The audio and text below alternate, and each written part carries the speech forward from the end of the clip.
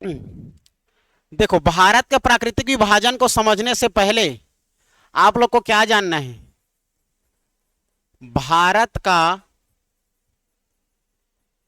प्राकृतिक विभाजन, physical division of India. अब हमारे भारत का जो प्राकृतिक विभाजन है, तो सबसे पहले हमें यह जानना है कि प्राकृतिक क्या है। हमारे भारत में पाए जाने वाले पहाड़ी, पर्वत, पठार, मैदान, ये सभी एक साथ मिल करके क्या कहलाता है? प्राकृतिक कहलाता है। और इस प्राकृतिक को अलग अलग भागों में उनके विविधता के अनुसार विभाजन करना प्राकृतिक विभाजन कहलाता है। ठीक है, प्राकृतिक का अलग अलग भागों में विभाजन करना क्या कहलाता है? प्राकृतिक विभाजन कहलाता है। प्राकृतिक हमारा पहले देखा जाए तो पठार भी आ रहा है, ठीक है, पहाड़ी भी आ रहा है, पर्वत भी आ रहा है, और आप लोग का मैदान भी आ रहा है। इसके अंतर्गत वायुमंडल, जलमंडल, थल मंडल, सारे चीजें वो सब आएगा, है ना भाई? तो सारी चीजें आएगा, तो सब बना कैसे? वो था पहले क्या क्या था पहले, है ना भाई? इसके बारे में कैसे हमें जानकारी अर्जित करनी है, तो देखो ध्यान से। तो सबसे पहले आप लोग को समझना होगा, प्राकृतिक विभाजन से पहले हमारा भारत देश किसके अंतर्गत में आता है, और जिसके अंतर्गत में आता है वो पहले कहां था, और वो उससे पहले कहां था। ठीक है, मतलब इसका जो ओरिजिन जो हुआ, इसका निर्माण, जो विकास, उत्पत्ति जो हुआ, कहां से हुआ, कैसे हुआ, इसको पहले हमें समझते हैं। तो एक व्यक्ति है अल्फ्रेड वेगनर। अल्फ्रेड वेगनर नाम याद रखने आप लोग को।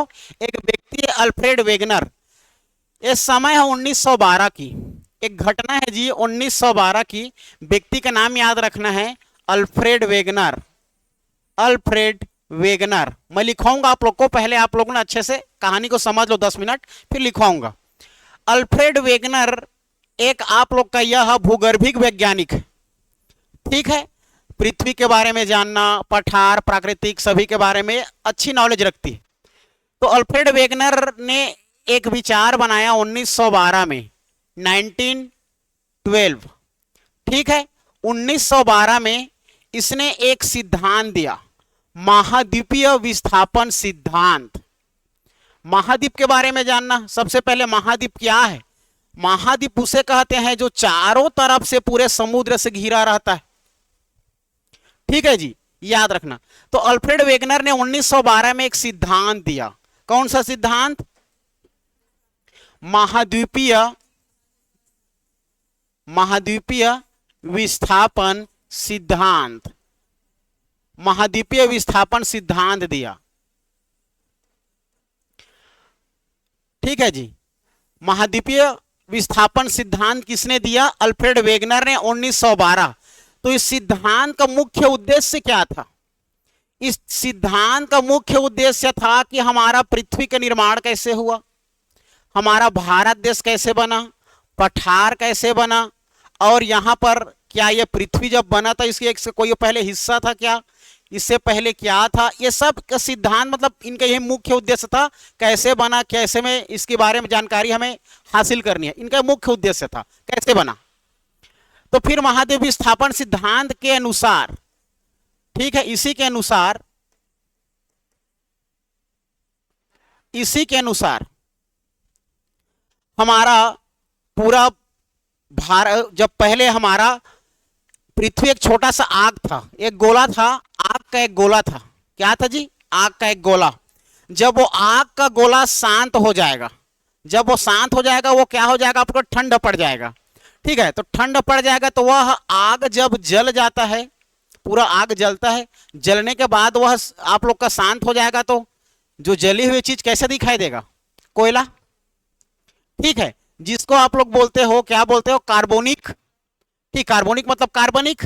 ठीक, कार्बोनिक हम लोग उसको बोलते हैं, कार्बोनिक फेरस युक्त मानते हैं उस चीज को। जब हमारा एक पृथ्वी आग का गोला था, जब वो शांत हो गया तो एक राख बन गया, कोयला बन गया, है ना। कोयला को एक प्रकार हमारा कार्बनिक पदार्थ होता है ना भाई, कोयले के अंदर पाए जाने वाली सभी चीजें तो कार्बनिक पदार्थ होता है। कार्बनिक से तात्पर्य आप लोग का कार्बोनिक फेरस युग कहा जाता था। तो उस समय सिद्धांत के अनुसार उस सिद्धांत के अनुसार कार्बोनिक फेरस युग से पहले, किससे पहले? हाँ, कार्बोनिक, समझना आप लोग थोड़ा सा, यहां पर आप लोग को पेचीदा लगेगा जरूर, लेकिन समझ जाओगे, समझाने वाला जो मैं हूं। कार्बोनिक फेरस, कार्बोनिक फेरस युग से पहले की बात ये कर रहा है, से पहले मतलब जब हमारा पृथ्वी आग का गोला था और जब वह शांत हो गया, जब ठंडा पड़ गया है ना भाई, लावा की जो उनका ठंडा पड़ गया तो सब जल करके कार्बोनिक बन गया है ना, तो उसे कार्बोनिक फेरस युग कहा गया। उससे भी पहले की बात हो रही है इस सिद्धांत के अनुसार, महाद्वीपीय विस्थापन सिद्धांत के अनुसार कार्बोनिक फेरस युग से पहले हमारा ये जो पूरा पृथ्वी है एक विशाल भूखंड था। क्या था जी? एक विशाल भूखंड था, मतलब एक गोला था, ठोस गोला बन गया था। ठीक है, अब जल कर खुहार हो गया भाई, वह पूरा एक भूखंड बन गया है। भू मतलब पृथ्वी, खंड मतलब हिस्सा, तो पृथ्वी का एक हिस्सा था, मात्र एक गोला था। ठीक है, तो कार्बोनिक फेरस युग से पहले हमारा यह पूरा देखा जाए तो यह क्या था? विशाल, एक विशाल भूखंड था। भूखंड का तात्पर्य पृथ्वी का हिस्सा। ठीक है, कार्बोनिक फेरस युग से पहले यह एक विशाल भूखंड था। ठीक है, विशाल भूखंड था जिसको हम लोग क्या कहते थे? पैंजिया कहते थे। ठीक है, अब ये पैंजिया कहां से आया? तो पैंजिया उन लोग का भाषा रहा होगा, जैसे भी आप लोग का कौन व्यक्ति ने क्या दिया, कैसे दिया, ये तो आप लोग का महाद्वीपीय विस्थापन सिद्धांत के अनुसार अल्फ्रेड वेगनर ही जानेगा। ठीक है, बस पैंजिया क्या है? पैंजिया एक विशाल भूखंड है, बस एक ही विशाल खंड, जितना तो टूटा है ना फूटा है। ठीक है, जैसे कि बॉल हमारा हो गया, गोला फेंकते हैं ना, तो एक ही वो भूखंड है हमारा लोहा का। उसी प्रकार हमारा पृथ्वी का एक हिस्सा था, क्या आप लोग का? पूरा हमारा ये विश्व। ठीक है, तो एक विशाल भूखंड था जिसका नाम क्या था जी? पैंजिया। फिर धीरे धीरे विकास हुआ, धीरे धीरे विकास हुआ, और विकास होने के बाद यह विकसित होने लगा, अपक्षय होने लगा, अपर्दन होने लगा। ठीक है, तो यह हमारा जब यह एक भूखंड था, यह भूखंड था, तो धीरे धीरे अपर्दन होने लगा, तो दो भाग में क्या हो गया? टूटने लग गया, दो भाग में टूटने लग गया। तो दो भाग में टूटने लगा, तो यह उत्तर भाग में टूटा और दक्षिण भाग में टूटा। ठीक है, याद रखना, उत्तर भाग को लॉरेशिया कहा गया, जिसको प्यार से हम लोग अंगारा लैंड के नाम से जानते हैं। लॉरेशिया, जिसको प्यार से क्या नाम से जानेंगे? अंगारा लैंड। क्लियर है, याद रखना। तो यह जो हमारा एक विशाल भूखंड जो पैंजिया था, यह धीरे धीरे क्या हो गया जी? विकसित होना शुरू हो गया, टूटना शुरू हो गया, विखंडित होना शुरू हो गया। ठीक है, यह जो पैंजिया था हमारा, पैंजिया का तात्पर्य आप लोग का एक विशाल जो भूखंड है, यह अलग अलग भागों में विखंडित होना शुरू हो गया। ठीक है, विखंडित होना शुरू हो गया, और विखंडित शुरू हुआ तो यह आप लोगों का उत्तरी हिस्सा और दक्षिणी हिस्सा में क्या हो गया? विखंडित हो गया, टूट गया।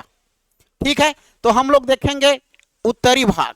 ठीक है जी, उत्तरी भाग में टूट गया ये, और एक हमारा दक्षिणी भाग में टूट गया, एक उत्तरी भाग में, एक दक्षिणी भाग में। ठीक है, याद रखना, north side and the south side. अब इसमें हम लोग बात करेंगे, जब ये टूटा तो इसको हम लोग नाम दे दिए, ऊपरी वाले हिस्से को हम लोग क्या बोल दिए? लॉरेशिया बोल दिए। ठीक है जी, जिसको हम लोग अभी क्या कहते हैं? अंगारा लैंड कहते हैं। अंगारा लैंड मतलब ये पृथ्वी का ऊपरी हिस्सा हमारा है ना, अंगारा लैंड, उत्तरी हिस्सा।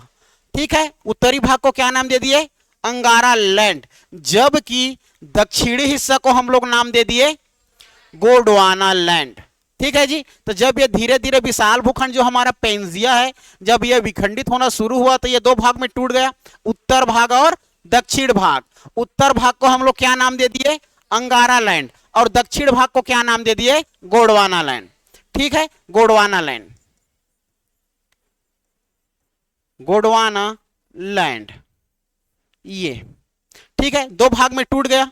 फिर जैसे ही अंगारा लैंड और गोंडवाना लैंड दो भाग में टूट गया, ठीक है, दो भाग में देखो, अब ये उत्तर और दक्षिण भाग में टूट गया है, तो उत्तर और दक्षिण भाग में टूटा, तो उत्तर दक्षिण और बीच में मध्य। ठीक है, उत्तर दक्षिण बीच में मध्य। तो अब उत्तर वाला हमारा अंगारा लैंड भी धीरे धीरे विखंडित होना शुरू होगा। दक्षिण वाला भाग हमारा गोंडवाना लैंड भी धीरे धीरे क्या होगा, टूटना शुरू होगा, विखंडित होगा शुरू, मतलब अपर्दन होने लगेगा और धीरे धीरे विकसित होने लग रहा है, विकसित हो रहा है। तो अंगारा लैंड भी टूटेगा और गोंडवाना लैंड भी टूटेगा, और दोनों के टूटने से बीच में एक और बन जाता है, टेथिस सागर। ठीक है, टेथिस सागर बन जाएगा। अंगारा लैंड और आप लोग का गोंडवाना लैंड दोनों के अपर्दन से बीच में एक और चीज का निर्माण हो रहा है, जिसको हम लोग क्या कहते हैं, टेथिस सागर कहते हैं। ठीक है, बीच में निर्माण हो रहा है एक और लैंड का, जिसको टेथिस सागर लैंड भी बोल सकते हो, है ना भाई, याद रखना। तो हमारा मान के चलो ये हो गया आप लोग का अंगारा लैंड, अंगारा लैंड, और ये इधर हो जाएगा हमारा गोंडवाना लैंड। ठीक है, गोंडवाना लैंड। तो अंगारा लैंड और गोंडवाना लैंड जब आपस में विकसित होने लगा तो बीच से एक और चीज का निर्माण हो गया। ठीक है जी, बीच में एक और निर्माण हो गया। ये तो उत्तर हिस्सा है हमारा, उत्तरी हिस्सा, और ये हमारा दक्षिणी हिस्सा है, उत्तरी और दक्षिणी। तो ये आप लोग का हो जाएगा आप लोग का मध्य। ठीक है, और नाम क्या हो जाएगा जी, टेथिस सागर नाम दिया गया इसका, टेथिस सागर। ठीक है, टेथिस सागर, क्लियर है। अंगारा लैंड, बीच में टेथिस सागर, और गोंडवाना लैंड। तो अंगारा लैंड और गोंडवाना लैंड के अपर्दन से ही ये इसका निर्माण हुआ, इसके भूखंडित, इन दोनों के टूटने से ही टेथिस सागर का निर्माण हुआ है। बीच में आग है ऐसा कुछ नहीं, समझ रहे हो। मान के चलो एक हिस्सा ये है, एक हिस्सा ये है, जब बढ़ना शुरू होगा तो बीच से कुछ और नया चीज निकल जाएगा। मेरी बात समझ रहे हो। तो बीच में जो नया चीज निकला है ना, वो और कुछ नहीं, क्या है आप लोग का टेथिस सागर। ठीक है, टेथिस सागर। अब टेथिस सागर हो गया।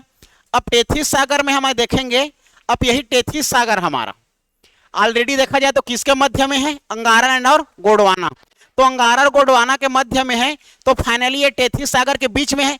अब ये टूटेगा तो कहां की ओर आगे बढ़ेगा, और ये टूटेगा तो कहां आगे बढ़ेगा, अंगारा लैंड।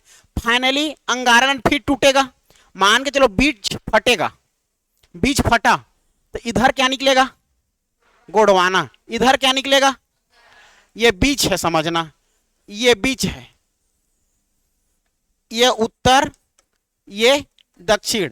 अब जब बड़ा ये होता जाएगा, विकसित होता जाएगा, तो ऊपर में उत्तर निकलेगा और नीचे में दक्षिण निकलेगा, पूरब की तरफ पूरब जाएगा, पश्चिम की तरफ पश्चिम जाएगा। आ रही ना बात समझ में।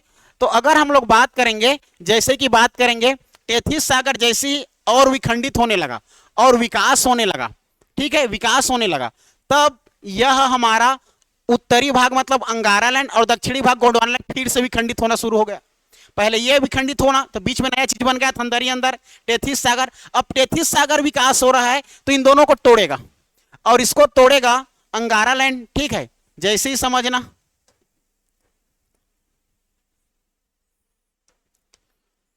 ठीक है। अंगारा लैंड कौन सा क्षेत्र है, बताओ, अंगारा लैंड कौन सा क्षेत्र है जी, उत्तरी क्षेत्र। ठीक है, और याद रखना है आप लोग को, यह क्या हो जाएगा हमारा दक्षिणी क्षेत्र, जिसको हम लोग कौन सा लैंड बोलते हैं, गोंडवाना लैंड बोलते हैं, गोंडवाना लैंड। ठीक है, तब जब उत्तरी लैंड और गोंडवाना लैंड और विखंडित होना शुरू हुआ, तब इसके अंतर्गत में अंगारा लैंड के अंतर्गत में बहुत सारे पहाड़ी, पर्वत, मैदान, पठार, उप महाद्वीप बनने लगे, बड़े बड़े महाद्वीप, उप महाद्वीप बनने लगे। ठीक है, जो कि वर्तमान में हमारे पूरे विश्व में कितना महाद्वीप है जी, 7।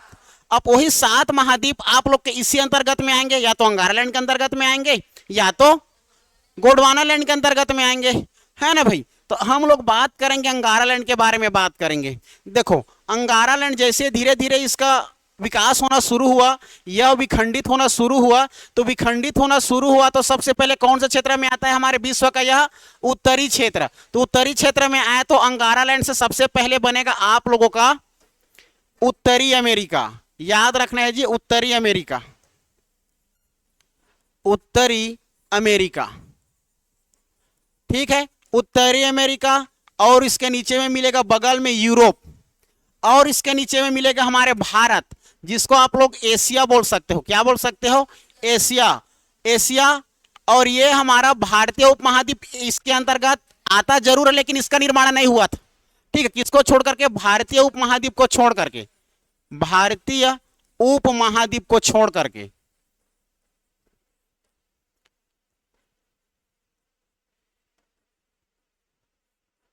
भारतीय उपमहाद्वीप को छोड़ करके किसका किसका निर्माण हुआ?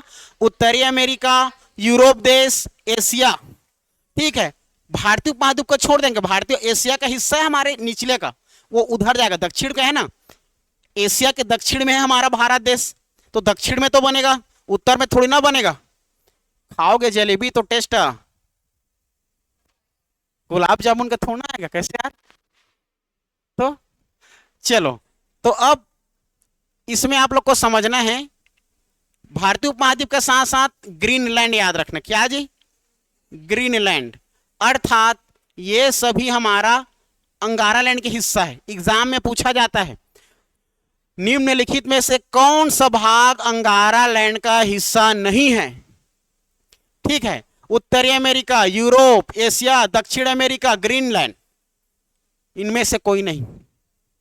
दक्षिण अमेरिका, दक्षिण अमेरिका हमारे अंगारालैंड के अंतर्गत आएगा। आ रही बात समझ में? तो ये ऐसा क्वेश्चन पूछा जाता है। ठीक है, ये पहले हमारा वर्ल्ड ज्योग्राफी का हिस्सा था और अभी भी है, लेकिन हमारे सीजीपीएससी में वर्ल्ड ज्योग्राफी का सिलेबस है ही नहीं। ठीक है, ये फेवरेट क्वेश्चन है यूपीएससी का। ठीक है, पहले यहां से क्वेश्चन नहीं आया, ऐसा हो नहीं सकता था, अब ऐसा नहीं है क्योंकि हमारे सिलेबस में है ही नहीं। ठीक है ना? चलो, इसीलिए इसको मैं उतना आप लोग को और खतरनाक नहीं बता रहा हूं, नहीं तो और खतरनाक बताता, छोटे छोटे अंदर में और जूहा जुहाड़िक है। समझ रहे हो? चलो देखो, अब बात करेंगे हम लोग दक्षिणी गोंडवाना। तो दक्षिणी गोंडवाना में आप लोग को याद रखना, दक्षिणी गोंडवाना में निर्माण होगा जी दक्षिण अमेरिका। उत्तरी अमेरिका कहां निर्माण हो गया? अंगारालैंड में। और हमारे गोंडवाना लैंड के अंतर्गत आप लोग को मिल जाएगा दक्षिणी अमेरिका। साथ में याद रखना भारत, भारत के साथ साथ याद रखना भारतीय उपमहाद्वीप, बोलना सीधा भारतीय उपमहाद्वीप। अब यहां पर यह जानना है कि भारतीय उपमहाद्वीप के अंतर्गत कौन कौन से क्षेत्र आता है। ठीक है, पाकिस्तान और म्यांमार, सॉरी, अफगानिस्तान और म्यांमार को छोड़कर जितना हम 7 जो देश पढ़े थे ना, तो 5 देश किसको छोड़ रहे हैं? म्यांमार और अफगानिस्तान। इसको सीजीपीएससी पूछा है, निम्नलिखित में से कौन सा देश भारतीय उपमहाद्वीप के अंतर्गत नहीं आता? बता रहा हूं, पहले इसको लिख लो, नहीं पहले उसी को बताता हूं। देखो सीजीपीएससी में क्वेश्चन क्या पूछा गया था?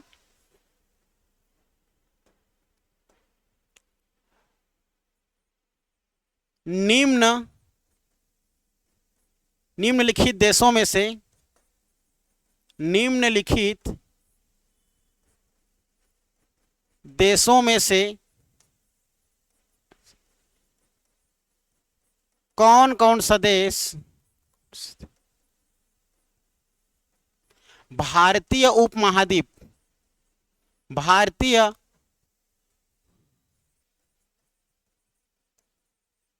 उपमहाद्वीप के अंतर्गत नहीं आता?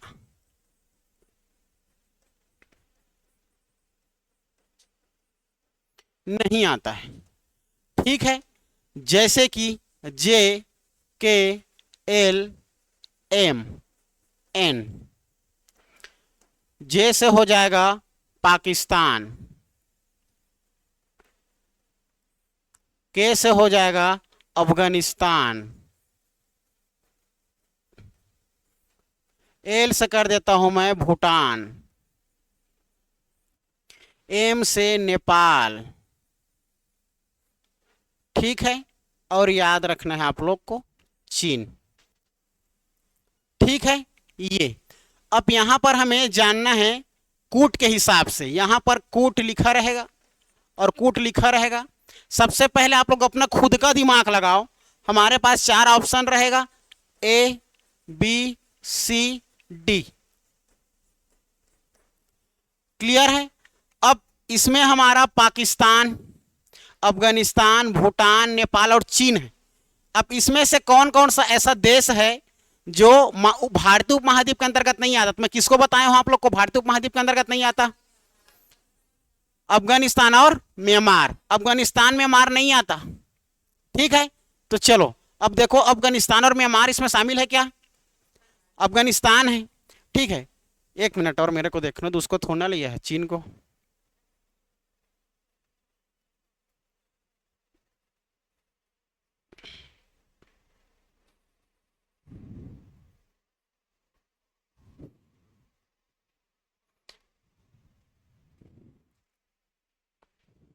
चीन भी नहीं आता, ठीक है, चीन भी नहीं आता। अफगानिस्तान, म्यांमार, चीन, ये चीन तीनों नहीं आता हमारे भारतीय उप महाद्वीप के अंतर्गत। क्लियर है? बाकी सब आता है, जैसे कि स्वयं में क्या क्या आएगा, ठीक है। देखो अब हम हमारा जो नहीं आता उसको आंसर बनाना है। तो मान के चलो हमें हमारा एक हो गया, क्या दिख रहा है आप लोग का? अफगानिस्तान, ठीक है, अफगानिस्तान। और ले लो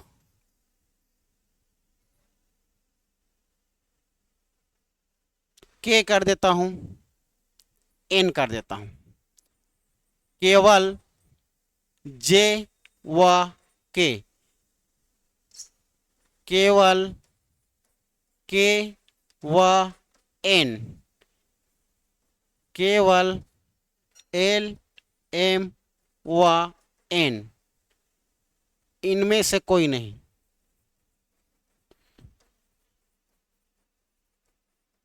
पूरा यही ट्रेंडिंग है अभी का, ठीक है। ऐसे ही क्वेश्चन पूछे जा रहे हैं आप लोग के सीजीपीएससी हो चाहे व्यापम में। क्लियर है जी? ऐसे ही क्वेश्चन पूछे जा रहे हैं।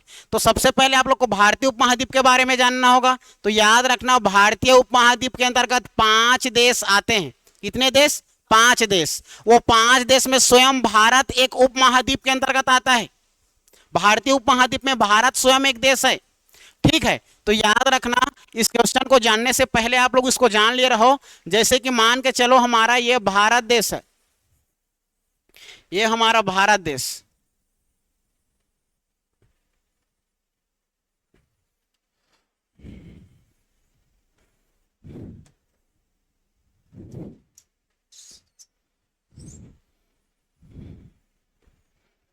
देखो अब याद रखना, स्वयं भारत हमारा भारतीय उपमहाद्वीप में आता है। भारत एक हो गया।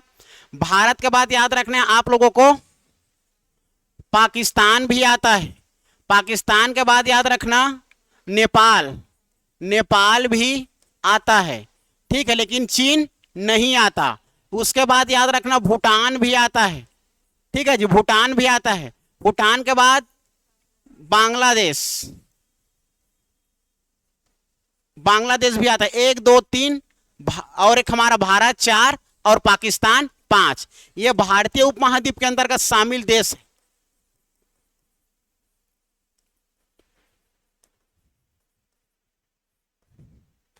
ठीक है, भारतीय उपमहाद्वीप में कितने देश करके पूछा जाता है?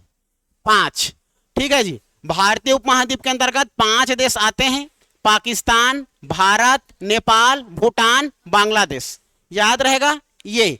लेकिन हमारे भारत के आप लोग को सीमावर्ती देश बोला जाएगा तो 7 है। चीन भी आ जाएगा, इधर आप लोग का म्यांमार भी आ जाएगा, ठीक है, म्यांमार भी आ जाएगा और अफगानिस्तान भी आ जाएगा। तो टोटल हमारा क्या हो जाएगा? 7 सीमावर्ती देश हो जाएंगे। पड़ोसी देश कितने करके पूछा जाएगा तो मालदीव और श्रीलंका भी हो जाएगा।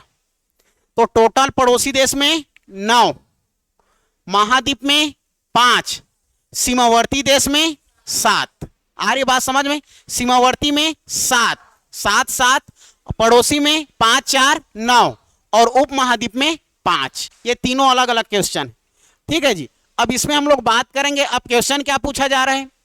क्वेश्चन क्या पूछा जा रहा है? देखो तो हमारा क्वेश्चन है, निम्नलिखित देशों में से कौन कौन सा देश भारतीय उपमहाद्वीप के अंतर्गत नहीं आता है या शामिल नहीं है करके पूछा जाएगा। अब हमारे पास पता है आप लोग को 5 देश आते हैं भारतीय उपमहाद्वीप के अंतर्गत। वो 5 देश आप लोग का क्या क्या है जी हमको पता चल गया। ये आप लोग का अफगानिस्तान है क्या? अफगानिस्तान नहीं है। आप लोग का ये चीन है क्या? नहीं है, अर्थात के और एन नहीं है, है ना। तो ऑप्शन में क्या दिख रहा है? बी। बी में दिख रहा है केवल के व एन, हमारे भारतीय उपमहाद्वीप में शामिल नहीं है, अर्थात अफगानिस्तान, चीन ये भारतीय उपमहाद्वीप में शामिल नहीं है। बाकी पाकिस्तान, भूटान, नेपाल, भारत ये सभी हमारे भारतीय उपमहाद्वीप में शामिल है। आई बात समझ में? ये उपमहाद्वीप से ऐसे क्वेश्चन आते हैं। एक क्वेश्चन पहले वन लाइनर पूछा जाता डायरेक्टली, हमारा भारत देश कौन से लैंड का हिस्सा है? गोंडवाना लैंड का हिस्सा है। उत्तरी अमेरिका, दक्षिणी अमेरिका, उत्तरी अमेरिका आप लोग का अंगारा लैंड का हिस्सा है, तो दक्षिणी अमेरिका किसका हिस्सा है बताइए? गोंडवाना लैंड। ऐसे क्वेश्चन सीजीपीएससी में 2018 से पहले सब क्वेश्चन आप लोग को देखने को मिलेगा, है ना भाई, याद रखना। तो ये समझ में आया? ठीक है, हम लोग पढ़ रहे थे ये, तो उत्तरी अमेरिका, उत्तरी अमेरिका, यूरोप, एशिया, भारतीय उपमहाद्वीप को छोड़कर ग्रीनलैंड ये सभी किसका हिस्सा है? अंगारा लैंड का हिस्सा है। क्लियर है जी? अंगारा लैंड का हिस्सा है, याद रखना। जबकि दक्षिणी अमेरिका और भारतीय उपमहाद्वीप बोल दिया। अब भारतीय उपमहाद्वीप के अंतर्गत कौन कौन सा शामिल हो जाएगा? आप ही लोग बताओ अब। ठीक है, क्या हो जाएगा? पाकिस्तान हो जाएगा, भारत हो जाएगा, नेपाल हो जाएगा, भूटान हो जाएगा और एक बांग्लादेश हो जाएगा, बांग्लादेश। इस प्रकार से पांचों देश हो गया। और साथ में आप लोग का इसके साथ साथ इसका दक्षिणी गोंडवाना लैंड का हिस्सा, गोंडवाना लैंड का हिस्सा आप लोग का अफगानिस्तान भी है। क्या है जी? अफगानिस्तान भी है। अफगानिस्तान के साथ साथ आप लोग को श्रीलंका भी है। श्रीलंका के साथ साथ आप लोग को मालदीव भी है। ठीक है, मालदीव है ये सब। और साथ में आप लोग म्यांमार को भी ले सकते हो। क्या ले सकते हो? म्यांमार को। ठीक है, लेकिन ये सभी देश नीचे का हमारा भारतीय उपमहाद्वीप में शामिल नहीं है। ठीक है, याद रखें, एशिया का सब हिस्सा है, लेकिन एशिया में क्या पूरा हमारा भारत देश आता है क्या? नहीं, केवल दक्षिण हिस्सा में हमारा भारत देश आता है। आ रही बात समझ में? इसीलिए ये बात क्लियर हो रही है सबको? इतना समझ में आया? तो हमारा उत्तरी अमेरिका, यूरोप, एशिया, ग्रीनलैंड ये सब हमारा अंगारा लैंड का हिस्सा है। जबकि आप लोग का पाकिस्तान, भारत, नेपाल, भूटान, बांग्लादेश, अफगानिस्तान, श्रीलंका, मालदीव, म्यांमार जैसे देश हमारे गोंडवाना लैंड का हिस्सा है। तो गोंडवाना लैंड समझ में आया? गोंडवाना लैंड और आप लोगों का ये हमारा अंगारा लैंड किसका हिस्सा है? तो टेथिस सागर का हिस्सा है। टेथिस सागर क्या है? टेथिस सागर उस स्थान को कहते हैं जो हमारे पेंजिया के उत्तरी भाग और दक्षिणी भाग के टूटने से बीच में जिसका निर्माण हुआ है उसको क्या कहते हैं? टेथिस सागर कहते हैं। टेथिस सागर हमारे उत्तरी भाग अंगारा लैंड और दक्षिणी भाग आप लोग का गोंडवाना लैंड का हिस्सा है। पूरा क्लियर हुआ? ये हमारा कौन से सिद्धांत के अनुसार हम बात कर रहे हैं? महाद्वीपीय विस्थापन सिद्धांत के अनुसार। महाद्वीपीय विस्थापन सिद्धांत किसने दिया था? अल्फ्रेड वेगनर ने। कब दिया था? 1912 में। क्लियर हुआ? इतना सबको समझ में आ गया? आगे बढ़ूं मैं? ठीक, ये हो गया। तो हमारा भारत देश बन गया, है ना? भारत देश बना कि नहीं बना? बन गया। और किसका हिस्सा है ये? गोंडवाना लैंड का हिस्सा है। गोंडवाना लैंड का हिस्सा है ना भाई? अब बात करेंगे गोंडवाना लैंड और बात करेंगे भारत देश। ठीक है, तो इसी भारत देश में, ठीक है, हमारे गोंडवाना लैंड का हिस्सा है। किसका हिस्सा है जी? गोंडवाना लैंड। इसी गोंडवाना लैंड में आप लोग को क्या क्या मिलेगा? पहाड़ी, पर्वत, पठार, मैदान, बहुत सारा जलमंडल, थलमंडल, वायुमंडल, जितना भी सारा सब चीज है हमारे गोंडवाना लैंड में मिलेगा। अर्थात गोंडवाना लैंड का हिस्सा हमारे भारत देश अर्थात भारत में मिलेगा। और वही सब का विभाजन करना हमारा क्या कहलाएगा? प्राकृतिक विभाजन कहलाएगा। आ रही बात समझ में? प्राकृतिक विभाजन कहलाएगा गोंडवाना लैंड। तो गोंडवाना लैंड का हिस्सा हमारा क्या हो गया? भारत देश। ठीक है, इसका हिस्सा कौन हो जाएगा जी? भारत। अब भारत में हम लोग पढ़ेंगे प्राकृतिक प्रदेश को। क्या पढ़ेंगे? प्राकृतिक प्रदेश। प्राकृतिक प्रदेश को पढ़ेंगे, प्राकृतिक प्रदेश। और प्राकृतिक प्रदेश किसको कहते हैं? इसके अंतर्गत आने वाले पर्वत, पहाड़, पठार एंड मैदान। मैदान के नीचे में और जाओगे तो आप लोग का समुद्री क्षेत्र, जो समुद्री हमारा क्या है? आप लोग का समतल है ना, हमारा समुद्री का आप लोग का हिस्सा नीचे वाला, जमीन के नीचे जो समुद्री इलाका है, तभी तो वहां पानी मिलेगा, कुआं कोड़ोगे तो, है ना। ये तो पर्वत को बोलते हैं हम लोग माउंटेन, पहाड़ को बोलते हैं जी हिल, पठार को बोलते हैं प्लेट्यू, और मैदान को बोलते हैं प्लेन एरिया। ठीक है, प्लेन प्लेन, ठीक है, ग्राउंड फ्लोर मत बोलना, ठीक है, प्लेन बोलते हैं, ठीक है, इसको प्लेन एरिया। ये हो गया, तो यही हमारा सब क्या होगा आप लोग का प्राकृतिक प्रदेश होगा। और इसी सबको अलग अलग भागों में बांटेंगे तो क्या कहलाएगा, अलग अलग भागों में बांटना क्या कहलाएगा जी, प्राकृतिक विभाजन। ठीक, यही सबको अलग अलग भागों में तोड़ना, अलग अलग भागों में तोड़ना आप लोग का क्या कहलाएगा, प्राकृतिक विभाजन कहलाएगा, जो आप लोग का टॉपिक चल रहा है प्राकृतिक विभाजन। ठीक है, प्राकृतिक विभाजन। अब हम बात करने जा रहे हैं हमारे भारत देश की।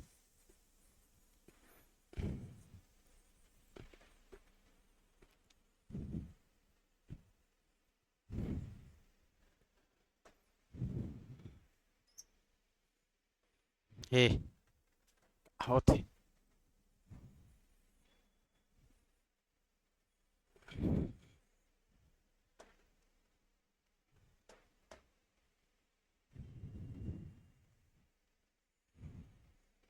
देखो, ये हमारा भारत देश। अब हमारा भारत देश स्वयं में कितना प्रतिशत है, 100% है। आप स्वयं में अपने अपने में स्वयं में 100% हो, इसलिए अपने तैयारी को भी 100% देना। समझ रहे हो, नहीं मोर आधा सर ये दोनों हाथ मोर तो 2.5 किलो के हाथ है, तो 2.5 किलो के हाथ है तो मोर मैं केवल अभी 80 मतलब 98% हाँ, ठीक है, 98 मतलब 97.5, ठीक, ऐसे मत सोचना, 100% मानो। उसी प्रकार हमारा भारत देश स्वयं में प्राकृतिक विभाजन में कितना है जी, 100% है। ठीक है, याद रखना स्वयं में कितना प्रतिशत है, 100%। हमारा भारत देश का एक विशेषता है, यह अनेकता में एकता वाली देश है। ठीक है, अनेकता में एकता वाली देश है। तो अनेकता में एकता, अनेकता मतलब हिंदू मुस्लिम सिख ईसाई एक साथ सब वो है भाई भाई, सब अलग अलग है रहने में, लेकिन एक है, एक ही मजहब है, एक ही देश है, एक ही संस्कार होना चाहिए। ठीक है, इधर उधर लड़ाई झगड़ा नहीं करना चाहिए। ठीक है, अच्छा करो, बढ़िया करो, मस्त रहो, तो है ना भाई, अनेकता में एकता एक देश हमारा, इसका विशेषता है। और साथ में क्या विशेषता है, हमारा भारत देश एक सबसे ज्यादा कृषि प्रधान वाली देश है। कृषि प्रधान, ज्यादा खेती बाड़ी होती है। साथ साथ इसकी विशेषता क्या है हमारे भारत देश का, साथ ही साथ याद रखना, यह हमारे भारत देश में अलग अलग डाइवर्सिटी पाई जाती है, अलग अलग विविधताएं पाई जाती है। कहीं जगह पर्वत तो कहीं जगह पहाड़, कहीं जगह पठार तो कहीं जगह मैदान। ठीक है, अलग अलग क्षेत्र में अलग अलग विविधता पाई जाती है ना। ये तीनों विशेषता है हमारा भारत देश का, क्लियर है, तीनों विशेषता है। साथ ही साथ हम देखेंगे, अब हमारे भारत में 100% है, तो 100% में देखेंगे कि कितने प्रतिशत में आप लोग का पर्वत मिलेगा, उसको जानना है। कितने प्रतिशत में आप लोग का पहाड़ मिलता है, इसको जानना है। कितने प्रतिशत में आप लोगों का यहाँ पर पठार मिलेगा, प्लेटियू, उसको जानना है। और भारत के कितने प्रतिशत पर मैदान है, उसको जानना है। तब जाके हमें पता चलेगा कि हमारे भारत में कितना कितना प्रतिशत क्या है ना भाई, ये हो जाएगा। अगर बात करेंगे हम लोग, ओ माय गॉड, ठीक है, बिना श्रीलंका के भारत देश नहीं बन सकता। राम है भारत तो रावण है श्रीलंका। आ रही बात समझ में, बिना सीता हरण के रामायण कैसे कहानी लिखी जा सकती है, तो जरूरी है ना, तब तो मजा आएगा। ठीक, तो पर्वत पहाड़ पठार मैदान, ठीक है, जैसे कि आप लोग का अबकारी वाले में पूछा था क्वेश्चन, आप लोग का जब हुआ था उसमें व्यापम में पूछा था, उससे भी पहले क्या क्वेश्चन पूछा था, ये ध्यान देना। पूछा गया था हमारे भारत में पहाड़ी पर्वत कितने प्रतिशत में पाया जाता है। कल के क्लास को छोड़ करके बाकी बच्चे जो नहीं अटेंड किए थे वो हाथ खड़ा करो। कल के क्लास को छोड़ करके, मेरी क्लास जिसने कल अटेंड नहीं किया था उसको छोड़ करके हाथ खड़ा करो, कौन कौन नहीं किया था। हाँ, हाथ खड़ा करो जल्दी, मतलब सब किए थे, है ना। चलो ठीक है, मतलब कल की मेरी क्लास सब अटेंड किए हो, यही मैं समझूं। तो हाथ खड़ा करो ना, चुपचाप बीपी बढ़ा रहे हो। जो लोग नहीं किए थे कल की क्लास वो है ना, तो आप लोग नहीं किए हो, ठीक, तो आप ही लोग के लिए क्वेश्चन है, ठीक है, और उसका जवाब जो कल अटेंड किए वो बच्चे देंगे। ठीक है जी, अब चलो हमारा क्वेश्चन व्यापम का फेवरेट क्वेश्चन बता रहा हूं और रेलवे एसएससी का फेवरेट क्वेश्चन, जैसे कि भारत देश में पहाड़ी पर्वत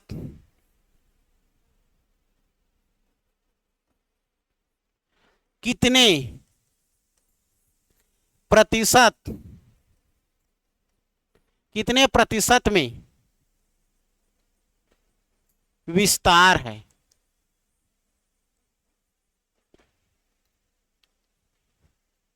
या इसी को पूछा जाता है पहाड़ी पर्वत का हिस्सा हमारे भारत में कितना प्रतिशत है करके। ठीक है, option A, option B, option C, option D.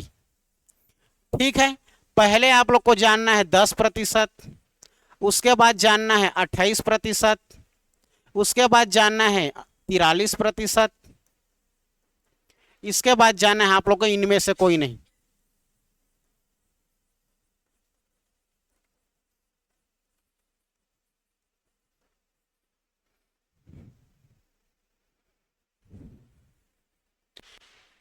ये ठीक है, ये हमारे व्यापम में अधिकतर पूछी जाती है। ठीक है, भारत देश में पहाड़ी पर्वत कितने प्रतिशत में विस्तार है? क्लियर है जी? 10, 28, 43 इनमें से कोई नहीं। जो नहीं किए थे मतलब हाथ जो खड़ा किए थे एक बार फिर से खड़ा करो। हाँ ठीक, आप बताओ कितने प्रतिशत में विस्तार है पहाड़ी पर्वत का? बी 28%। बैठो। और इधर कोई, आप बताओ कितने प्रतिशत? 43 मार दे। ठीक, और इधर आप बताओ जी। 10 ना, 10%। बैठो, बता जी तय हीरो। 43%। आप किस बेस में 28% बोले? तुक्का। ठीक, अब जो बच्चे आए थे कल अटेंड कर किए थे, जैसे तुम गए थे, कितना प्रतिशत? 28%। आपका? और 28 वाले, जिसका 28 वाले हाथ खड़ा करो। और जितने 28 वाले मैं जहां तक जान रहा हूं आप लोग अटेंड किए हो कल। चलो बैठो तुम हजे छोड़ के। अब देखो 28 के आप लोग खुद बताना। चलो देखो, अब हमारा भारत देश एक विविधता वाली देश है। भारत देश एक विविधता वाली देश है। कहीं पर पर्वत, कहीं पर पहाड़, कहीं पर पठार, तो कहीं पर मैदान। सबसे पहले आप लोग के दिमाग में, क्लास अटेंड करने वाला नहीं के दिमाग में दो बातें जरूर आ रही होगी, ये पहाड़ अलग और पर्वत अलग है कि नहीं, ये अलग अलग है कि नहीं। यही बात आ रहा होगा आप लोग के दिमाग में। सर तो पहाड़ पर्वत एक साथ बोल देते, तो पहाड़ अलग है, पर्वत अलग है। आ रही बात समझ में? अरावली पर्वत, अरावली पर्वत, दलहा पहाड़। अब बताओ इस दलहा को पर्वत क्यों नहीं बोला गया? आ रही बात समझ में? तो पहाड़ अलग है, पर्वत अलग है, पठार अलग है, मैदान अलग है। चारों को भी समझते हैं, पहले प्रतिशत को जान लो।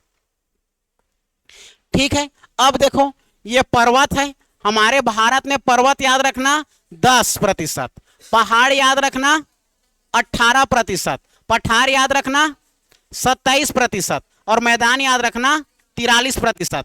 एग्जैक्ट डाटा आप लोग याद करना चाहोगे तो 10.7%, 18.6%, 27.7% और ये 43%। ठीक है, आप लोग को एग्जैक्ट डाटा यही याद रखना है, एनसीईआरटी का डाटा है। क्लियर है? यहां पर हेर फेर हो सकता है, ये 6 हो सकता है, नहीं ये 5 हो सकता है, ये 6, ये 7, एक निकल कर यहां आ सकता है, या 2 निकल कर यहां आ सकता है। 43 है ना, 43, 2, 3, 4 कर देते हैं याद करने के लिए, 43.2 कर देते हैं, फिर 2, 3, 4 याद कर लेते हैं लोग। ठीक है, याद करने के लिए केवल वो एक बहाना है। ठीक है, याद रखना। बाकी एग्जैक्ट डाटा 10, 18, 27, 43। तो हमारे पूरे भारत में, पूरे ये भारत में 100% में से 100% में से 10% पूरा क्या है आप लोग का? पूरा पर्वत है। ये पूरा इलाका हो आप लोग का हिमालय पर्वत पूरा 10%। ये जो कुछ कुछ उत्तरी हिस्सा हमारा अरावली, सब हिस्सा उत्तरी पर्वत।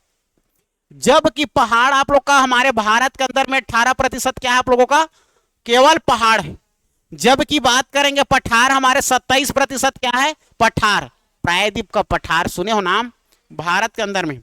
फिर मैदान, हमारे भारत में सबसे ज्यादा पाए जाने वाला प्राकृतिक विभाजन क्या है?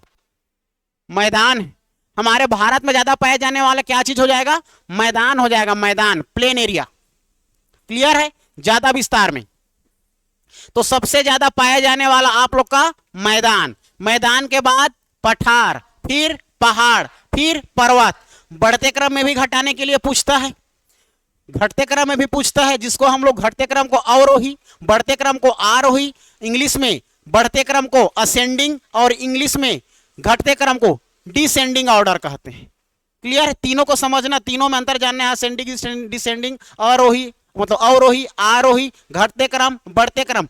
सबसे पहले इंसान घटते क्रम बढ़ते क्रम को नहीं समझ पाता, अवरोही आरोही लिख देता है, उसमें समझ नहीं आता, असेंडिंग डिसेंडिंग तो उसमें समझ नहीं आता, है ना भाई? ऐसा उसको समझना है आप लोग को।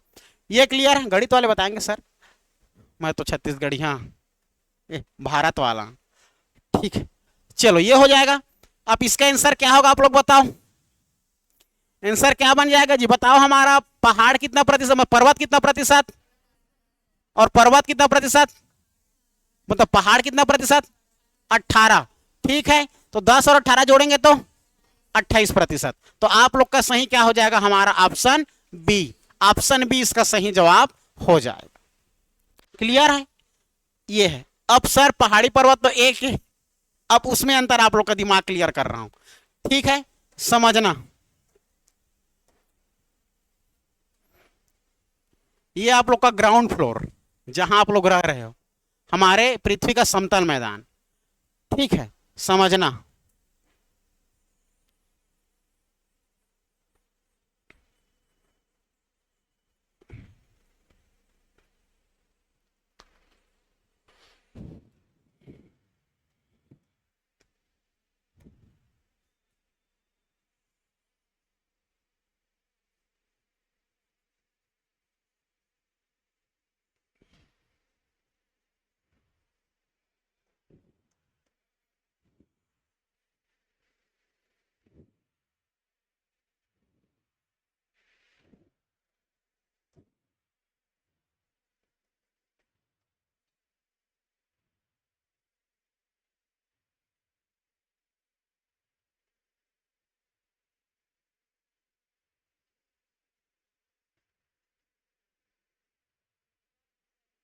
कछुर है बस, जीव जंतु है।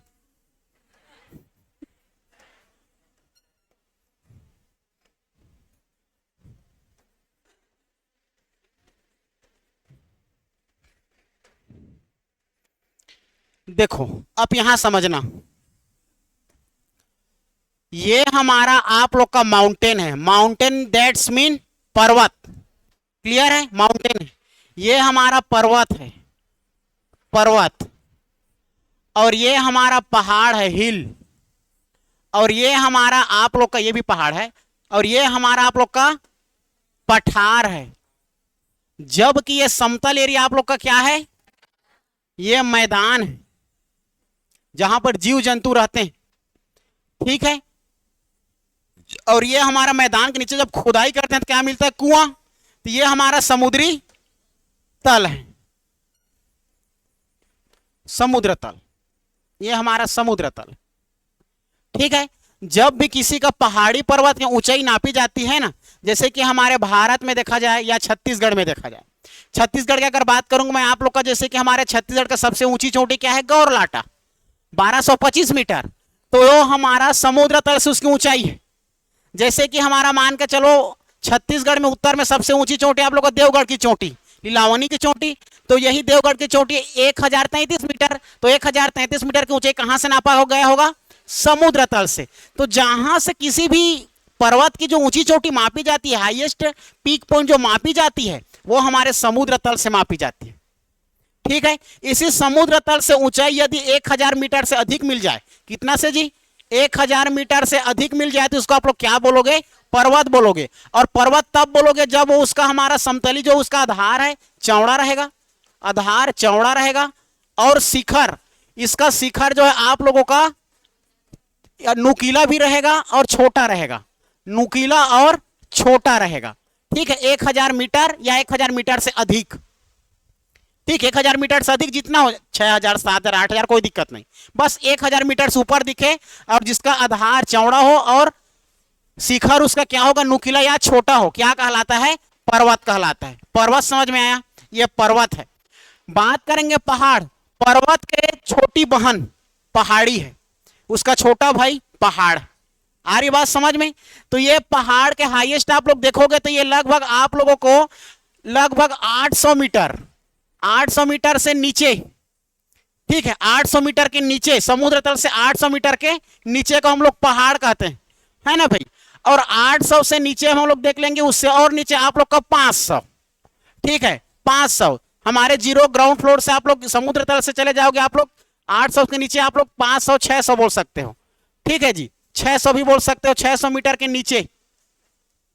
और मैदान हमारा आप लोग का समुद्र तल के आप लोग का ग्राउंड फ्लोर के ऊपर, वो फिक्स नहीं रहता कि मैदान कितने एरिया में, बस समतल रहेगा, मैदान रहेगा जहां पर आप लोग का बराबर एरिया रहेगा, प्लेन एरिया रहेगा, ठीक है। तो ये मैदान जहां पर जीव जंतु निवास करते हैं, क्लियर है, जहां पर पानी की मात्रा भी अच्छा मिलेगा और आप लोग का रहन सहन खेती बाड़ी सबका वहां पर आप लोग का देखा जाए तो अच्छा आजीविका के लिए पर्याप्त मात्रा में स्थान मिलेगा।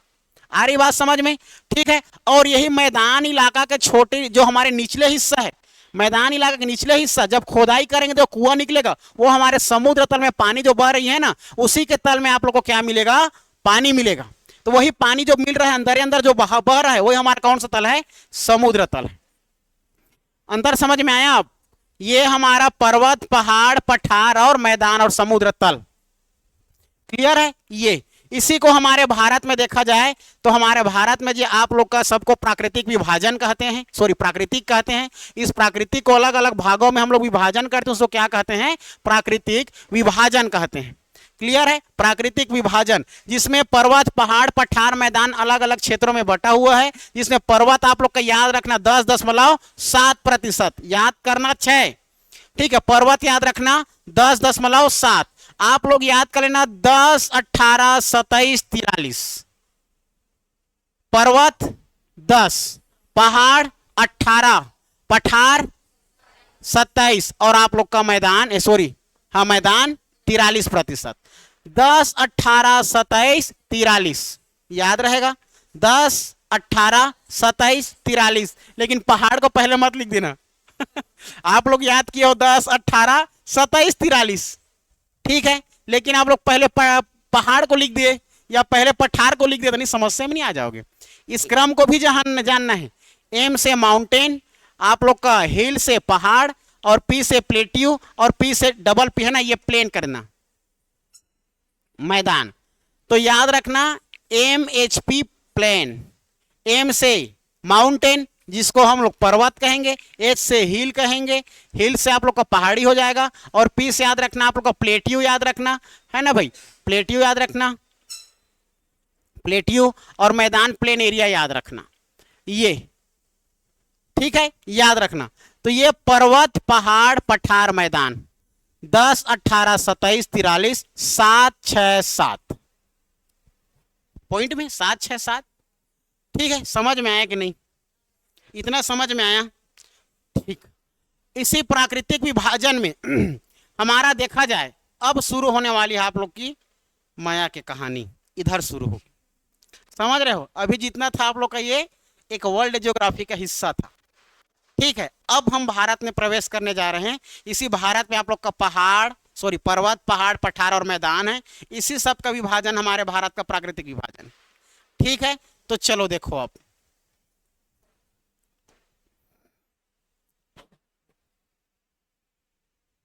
भारत में प्राकृतिक विभाजन, भारत में प्राकृतिक विभाजन, ठीक है जी। भारत में प्राकृतिक विभाजन धरातलीय आधार पर देखा जाए तो मुख्य रूप से 4 प्रकार से होता है। कितने प्रकार से? 4। इसका विभाजन हम 4 प्रकार से भी कर सकते हैं, 5 प्रकार से भी कर सकते हैं, 6 प्रकार से भी कर सकते हैं। भारत का प्राकृतिक विभाजन कितना करके पूछा जाएगा तो आप लोग याद रखना 4, ठीक है। 4 ऑप्शन तीनों में दिया रहेगा तो आप लोग को 5 को आंसर लगाना होगा। ऑप्शन तीनों को दिया रहेगा तो किसको आंसर लगाना है? 5 को। 4, 5, 6 तीनों को दिया तो 5 को लगाना है, और 4 और 6 के दिया तो 4 को ही लगाना है, 6 का कोई हिस्सा नहीं। और 6, 7, 8, 9, 10 लिखा है तब 6 का हिस्सा। अब वहां पर दिमाग लगाना आप लोग कैसे है, तो अब देखो कैसे में 4, 5, 6 लगाना है, ठीक है नहीं वहां पर। अब देखो भारत में प्राकृतिक विभाजन कितने प्रकार से जाना है? मुख्य रूप से हमें 4 प्रकार। तो याद रखना भारत में प्राकृतिक विभाजन हमारे 4 प्रकार का। पहला याद रखना आप लोग को उत्तरी पर्वतीय क्षेत्र। पहला क्या याद रखोगे जी? उत्तरी पर्वतीय क्षेत्र। आप उत्तर में पाए जाने वाले जितने भी पर्वत होगा उसको पढ़ेंगे। उत्तरीय पर्वतीय क्षेत्र याद करने चलना, उत्तरीय पर्वतीय क्षेत्र। दूसरा याद रखना है आप लोग को विशाल मैदान, भारत का विशाल मैदान। याद रखना भारत का विशाल मैदान, भारत का विशाल मैदान याद रखना है, भारत का विशाल मैदान। इसके बाद आप लोग को याद रखना है जी तीसरा में प्रायद्वीप का पठार। क्या याद रखोगे? प्रायद्वीपीय पठार कर सकते हो, भारत का प्रायद्वीपीय पठार, भारत का प्रायद्वीपीय पठार। ठीक है, प्लेट्यू ऑफ पेनिनसुलर, प्रायद्वीपीय पठार। चौथा याद रखना है आप लोग को तटीय एवं द्वीपीय क्षेत्र, भारत के तटीय एवं द्वीपीय क्षेत्र, भारत के द्वीपीय एवं तटीय क्षेत्र। ये चारों याद रहेगा। मुख्य रूप से इतना ही याद रखना है हमारे भारत में, मुख्य रूप से इतना ही याद रखना है हमारे भारत में प्राकृतिक विभाजन, उत्तरी पर्वतीय क्षेत्र, विशाल मैदान, प्रायद्वीपीय पठार, द्वीपीय एवं तटीय मैदान। द्वीप को अलग कर देंगे और तटीय को अलग कर देंगे तो कितना प्रकार हो जाएगा? 5 हो जाएगा। ये 4 है, द्वीपीय और तटीय को दोनों को 1 दे दिया है। अगर हम तटीय को इसमें मैं चौथा में द्वीपीय क्षेत्र, द्वीपीय मतलब आप लोग का अंडमान निकोबार द्वीप, लक्षद्वीप, ये सब द्वीप समूह है ना, तो द्वीपीय समूह। और छठवां में मैं कर दूंगा तटीय क्षेत्र, तो तटीय क्षेत्र हमारा पश्चिमी क्षेत्र और आप लोग का पूर्वी क्षेत्र, ये सब समुद्री तटीय हो जाएगा। तो इसको डिवाइड कर दूंगा 4 से, कितना बन जाएगा? 5। और 4 से 5 में दोनों तटीय क्षेत्र के ऊपरी इलाका और आप लोग का द्वीपीय क्षेत्र के ऊपरी इलाका, जिसको छत्तीसगढ़ी में तुम्हें बालू कही है, रेत, रेत।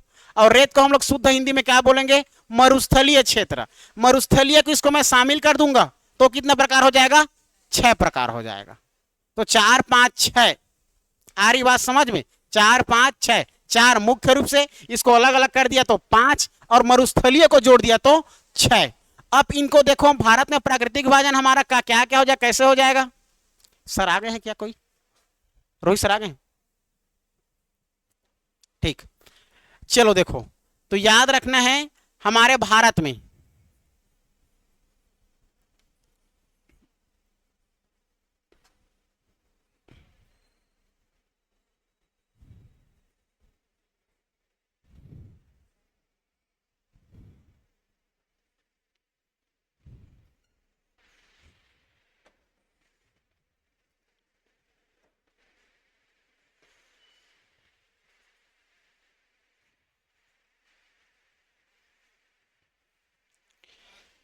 देखो,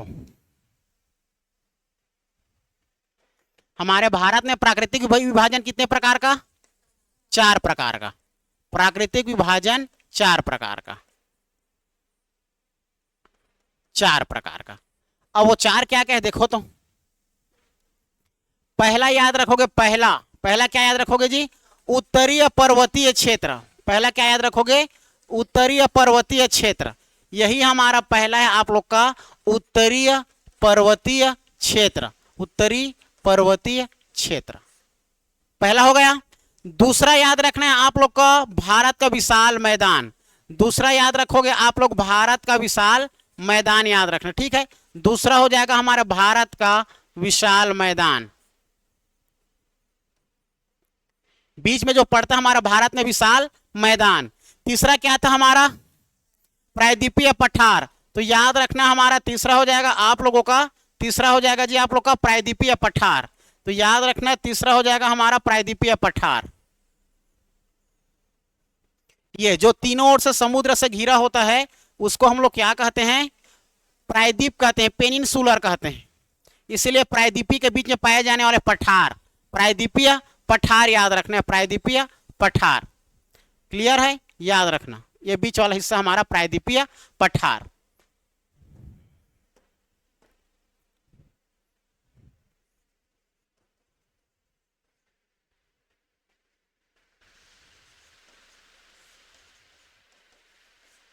प्रायद्वीपीय पठार क्लियर है।